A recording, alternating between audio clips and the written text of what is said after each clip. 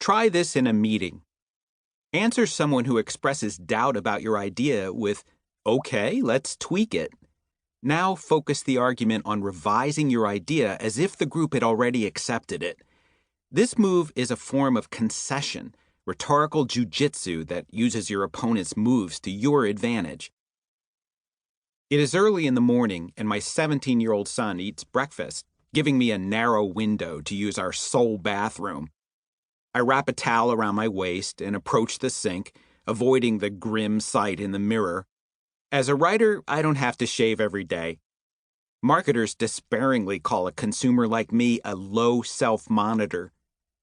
I do have my standards, though, and hygiene is one. I grab toothbrush and toothpaste. The tube is empty. The nearest replacement sits on a shelf in our freezing basement, and I'm not dressed for the part.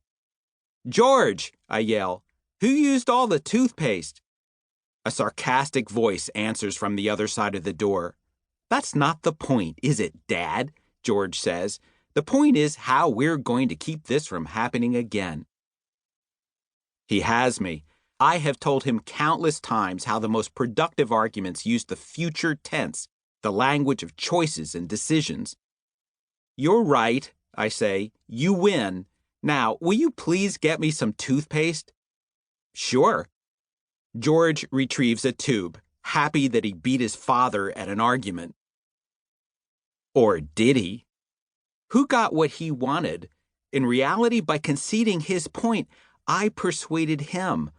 If I had simply said, "Don't be a jerk and get me some toothpaste," George might have stood there arguing. Instead, I made him feel triumphant.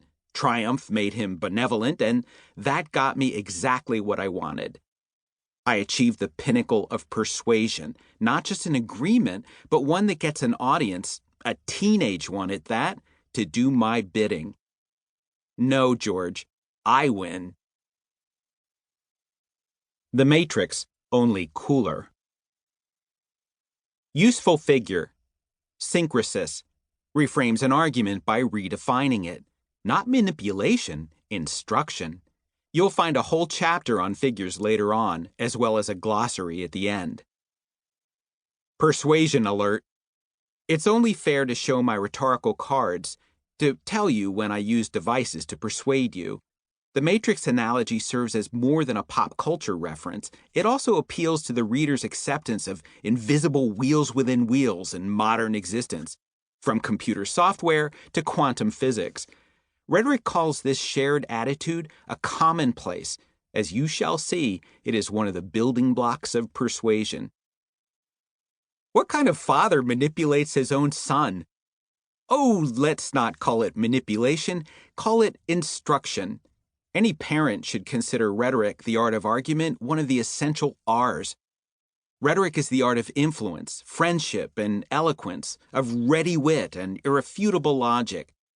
And it harnesses the most powerful of social forces, argument. Whether you sense it or not, argument surrounds you. It plays with your emotions, changes your attitude, talks you into a decision, and goads you to buy things.